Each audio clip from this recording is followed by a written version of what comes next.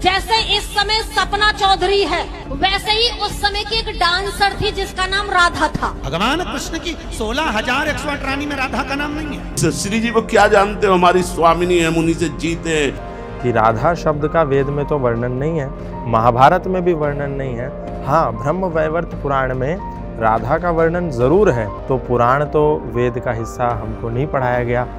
उनका कहना था कि कोई कह रहा विवाह हुआ, कोई कह रहा नहीं हुआ, कोई कह रहा है कि वो तो छाया थी। किसी को कुछ समझ में नहीं आ रहा है। अगर 2 मिनट के लिए हम लोग खुद को हिंदू धर्म से, सनातन से हटा के देखें और फिर देखें क्या हो रहा है, तो कंक्लूजन ये आएगा कि इस धर्म को खुद की क्लैरिटी नहीं है, बस बातें कर रहे हैं। देख लेना, सभा में कह रहा हूं, देख लेना, न लोक लायक रह जाएगा न परलोक लायक रह जाएगा। प्रेमानंद महाराज रिसेंटली बहुत भड़क से गए, और सिर्फ प्रेमानंद महाराज ही नहीं, इवन कई ब्रज के संत थे जो बहुत ज्यादा रिसेंटली गुस्से में नजर आए। इन सभी के गुस्से का एक ही कारण था, वो थी श्रीमती राधा रानी। प्रदीप मिश्रा करके कथावाचक है जिन्होंने राधा रानी के प्रति जब कथा में जो भाषा शैली था उसका ध्यान नहीं दिया। भगवान कृष्ण की 16,108 रानी में राधा का नाम नहीं है। राधा जी के पति का नाम क्या है?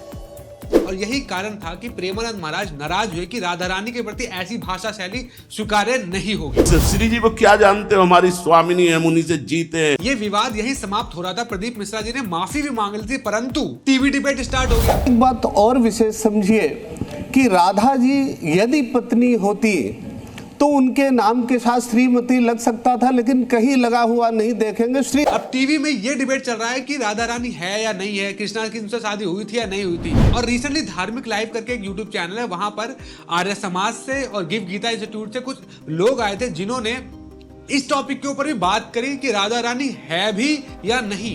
तो आर्ग्यूमेंट स्टार्ट हुआ कि भाषा शैली का ध्यान रखे राधा रानी के प्रति, और अब यहां तक पहुंच गया है कि वो है या नहीं। ये सब चल ही रहा था कि एक और वीडियो सामने आते हैं जहाँ पे कोई धार्मिक प्रचारक है, वो लेडी राधा रानी को ये तक बोल देती है। लेकिन महाभारत के बाद में एक और राधा हुई है, और वो राधा कौन सी है?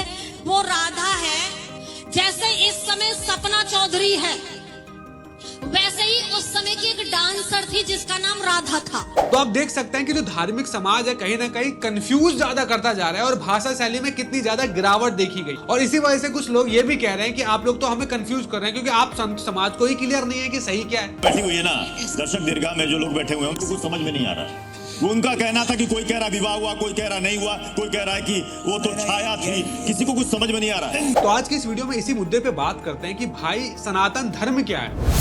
और हमारा सनातन धर्म में एक फिलॉसफी भी है कि एक ही सत्य को जानने के कई मार्ग भी हो सकते हैं। अगर ये बात सही है कि एक सत्य को जानने के कई मार्ग हैं, तो हर मार्ग पे चलता हुआ व्यक्ति ये क्यों बोल रहा है कि तुम गलत जा रहे हो? अगर 2 मिनट के लिए हम लोग खुद को हिंदू धर्म से, सनातन से हटा के देखें और फिर देखें क्या हो रहा है, तो कंक्लूजन ये आएगा कि इस धर्म को खुद की क्लैरिटी नहीं है, बस बातें कर रहे हैं। तो काफी सर्च करने के बाद मुझे एक चीज समझ में आई कि ये सारे कंफ्यूजन का कारण ही है वेद व्यास जी।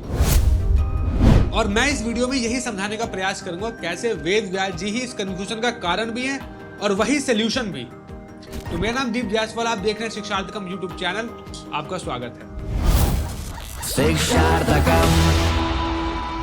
अगर भारतीय सनातन संस्कृति को समझना है, वेदों को समझना है, तो आपको सबसे पहले वेद व्यास जी के बारे में बेसिक इंफॉर्मेशन तो होनी चाहिए। देखो, वेदों का जो ज्ञान है, जिसे वैदिक नॉलेज भी बोला जाता है, वो हमेशा से थी। वेद व्यास जी के पहले से थी वो। वेद व्यास जी का जो सबसे बड़ा कंट्रीब्यूशन था हमारे लिए, हमारे सनातन धर्म के लिए, उन्होंने इस नॉलेज को लिखित रूप दिया। यानी ये अपने आप में बहुत ही कॉम्प्लिकेटेड चीज है कि इतना ज्ञान, इसको लिखना कैसे, कहां से शुरू करें, कहां पे एंड करें, बिकॉज अनएंडिंग ज्ञान है। इसको किस तरीके से नेक्स्ट जनरेशन को फॉरवर्ड करना है, ये अपने आप में बहुत बड़ा चैलेंजिंग काम था, और इसको वेद व्यास जी ने किया। तो मेनली कंफ्यूजन यहाँ पर आता है कि वैदिक नॉलेज की जब बात होती है, वो एग्जैक्टली है क्या। वो सिर्फ वेदों की बात करती है, उसमें इतिहास भी आता है और पुराण भी आते हैं या नहीं आते। अगर फैक्ट की बात की जाए कि पुराण वेद का हिस्सा है या नहीं, तो जहाँ तक हमने अपने गुरुकुलों में आचार्यों से पढ़ा है, तो पुराण तो वेद का हिस्सा हमको नहीं पढ़ाया गया। यही मेजरली कंफ्यूजन है जो हिंदुओं को बार बार डाइवर्ट कर देता है और आपस में ही आर्गुमेंट्स कराता है, और फिर एट द सेम टाइम हम ये भी बोलते हैं कि हम लोग खतरे में, हमें एकता दिखानी चाहिए। तो इसका सबसे जेन्युइन आंसर वेद व्यास जी खुद दे रहे हैं महाभारत में। तो महाभारत में 12 पर्व हैं। 12 पर्व का पहला पर्व है आदि पर्व। महाभारत का जो पहला पर्व है उसी में 19 बार से ज्यादा जिक्र आता है पुराणों के बारे में, जिसमें से एक को मैं आपके सामने पढ़ा के दिखाना चाहता हूँ। यहाँ पे आप पढ़ सकते हैं, परम तेजस्वी व्यास जी ने परम मेठे ब्रह्मा जी से निवेदन किया, और अगले श्लोक में बोलते हैं, मैंने इस महाकाव्य संपूर्ण वेदों का गुप्तम रहस्य तथा अन्य सभी शास्त्रों का सार अलंकित करके स्थापित कर दिया है। फिर बोलते हैं, इस ग्रंथ में इतिहास और पुराणों का मंथन करके उसका प्रशस्त रूप प्रकट किया गया है। मतलब कहीं ना कहीं ये इस बात को एक्सेप्ट कर रहे हैं कि वेद पुराण भी इन्हीं के द्वारा आते हैं। तो जब ये वैदिक नॉलेज की बात कर रहे हैं ब्रह्मा जी से कि क्या क्या ज्ञान दिया गया, तो उसमें वेद को भी बोल रहे हैं, उपनिषद को भी बोल रहे हैं, पुराणों को भी बोल रहे हैं, इतिहास को भी बोल रहे हैं। ये सिर्फ वेदों को ही कंप्लीट नहीं बता रहे। और यही इंटरेस्टिंग बात अथर्ववेद में कंफर्म भी हो जाती है कि क्या कहीं इन्होंने अपनी मर्जी से पुराण तो नहीं लिखे। तो अथर्ववेद कहता है, the Rigveda, Samaveda, Yajurveda, Atharvaveda became manifest from the Lord along with the Puranas and all the devas residing in the heaven। तो यहाँ पे एक चीज क्लियर हो जा रही है कि जब वेदों की बात होती है कि वेद भगवान द्वारा आते हैं, तो यहाँ पर अथर्ववेद खुद कहता है कि पुराण भी उनके साथ आते हैं, साथ ही साथ देवता जो हम स्वर्ग में बैठे हुए हैं वो भी भगवान के साथ आ रहे हैं। छांदोग्य उपनिषद है, उसमें भी ये बात रिपीट होती है कि ये सारा ज्ञान एक साथ आया है, और वेद व्यास जी खुद महाभारत में भी कंफर्म कर दे रहे हैं। तो ये कहना कि नहीं पुराण नहीं है, वो बाद में आए ऐड किए गए, ऐसा कुछ नहीं है। एटलीस्ट वेद व्यास जी तो नहीं कह रहे, और मैंने ऐसे कुछ डिफरेंट सोर्सेज से कंफर्म भी किया। समहाउ हम लोगों ने ये डिसाइड कर लिया कि नहीं पुराण गलत हो सकते हैं, उपनिषद ठीक ठाक हैं, वेदों को लेके चलो, बिकॉज हम अपनी नॉलेज को ही समझ नहीं पा रहे। समहाउ कंफ्यूजन हो रहा है साधु संतों में आपस में। फिर आते हैं गौतम खट्टर भाई ने जो बात बोली थी उसके ऊपर, वो थी राधा रानी से रिलेटेड। पहले उनको सुनते हैं। कि राधा शब्द का वेद में तो वर्णन नहीं है, महाभारत में भी वर्णन नहीं है।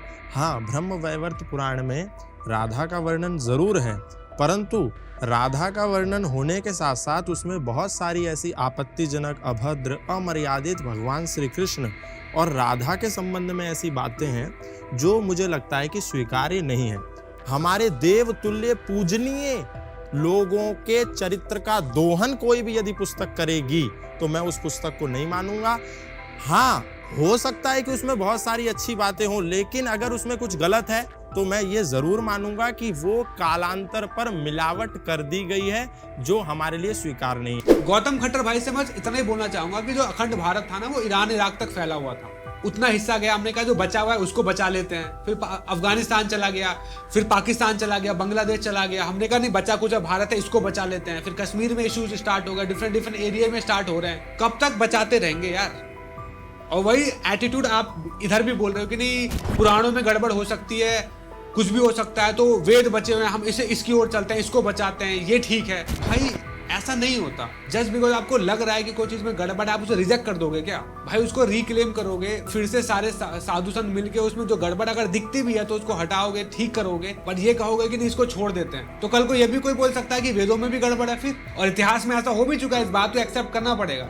हम आदि शंकराचार्य को सबसे ज्यादा सम्मान क्यों करते हैं? क्योंकि उनका कंट्रीब्यूशन सनातन धर्म के लिए बहुत बड़ा है। जब बुद्धिज्म बहुत ज्यादा फैल चुका था और कहीं ना कहीं वेद शास्त्रों में करप्शन हुआ था, जिस वजह से बहुत चीजें डाइल्यूट हुई थी और बुद्धिज्म बढ़ गया था, वो शंकराचार्य थे जिन्होंने पुनः वेदों को सोसाइटी को दिया, और जो मिलावट हुई, गड़बड़ हुई, जो कंफ्यूजन पैदा हुई थी, उन सबको हटाया और बुद्धिज्म को डिफीट किया और सनातन को फिर से आगे लेकर आए। और उन्हीं शंकराचार्य ने कभी राधा रानी को यह नहीं बोला कि वो मिथ है। आप पढ़ लीजिए जगन्नाथ अष्टकम, उसके अंदर ही वो बोलते हैं राधा रानी के बारे में। तो हो सकता है मिलावटें हुई हों, पर इसका मतलब ये है कि जो राधा रानी के बारे में बताया जा रहा है, जो राधा रानी है वो है ही नहीं। एक जमाने में वेदों के साथ भी छेड़छाड़ हुई थी, तो हम ये बोल दे कि अब वेद ही हटा दो फिर। अरे भाई, हम शंकराचार्य को भी मानते हैं, उन सब ने क्या सीखा है, अगर कुछ गड़बड़ हुई है तो ठीक करेंगे ना। और अब बात करें अगर राधा रानी के बारे में, तो सबसे पहले ये जो लेडी है इसको एक बार सुनना जरा। यानी ये राधा नाम की एक ऐसी बीमारी आई है, मैं तो बीमारी कहती हूँ, ये ऐसी बीमारी आई है, इसने कृष्ण भगवान को भी दूर कर दिया है। जैसे इस समय सपना चौधरी है, वैसे ही उस समय की एक डांसर थी जिसका नाम राधा था। ये अपने आपको धार्मिक प्रचारक कहती हैं। मुझे नहीं पता कि कौन सा शास्त्र, वेद, उपनिषद, पुराण पढ़ रही है, इनका बुद्धि गिरता ही जा रहा है, घिनौना होता जा रहा है। ऐसी लैंग्वेज अगर राधा रानी के बारे में हम पढ़ें तो ऐसा नहीं है कि कहीं मेंशन ही नहीं है। मैंने आपको खुद बताया कि ये हमारी कंफ्यूजन है कि हम वेद और पुराण को दो डिफरेंट एंटिटी समझ रहे हैं, दो डिफरेंट थिंग समझ रहे हैं। पर वेद व्यास तो नहीं समझ रहे। वेद व्यास तो खुद लिख रहे हैं कि भगवान के मुख से सारी चीजें साथ आई हैं। भगवान ने जब मुख से वेद दिए तो वो सही थे, पर दोबारा जब पुराण बोले तो वो खराब हो गए। वेद व्यास जी ने जब वेद लिखे तो बहुत अच्छे मूड में थे, पर जैसे पुराण लिखने गए तो उनका मूड खराब हो गया, उन्होंने कुछ भी लिख दिया। नहीं, ये मान रहे हो क्या इस बात को आप? जस्ट बिकॉज आप कह रहे हो कि वेदों की भाषा शैली अलग है, पुराणों की भाषा शैली अलग है, तो अलग ही हो गए।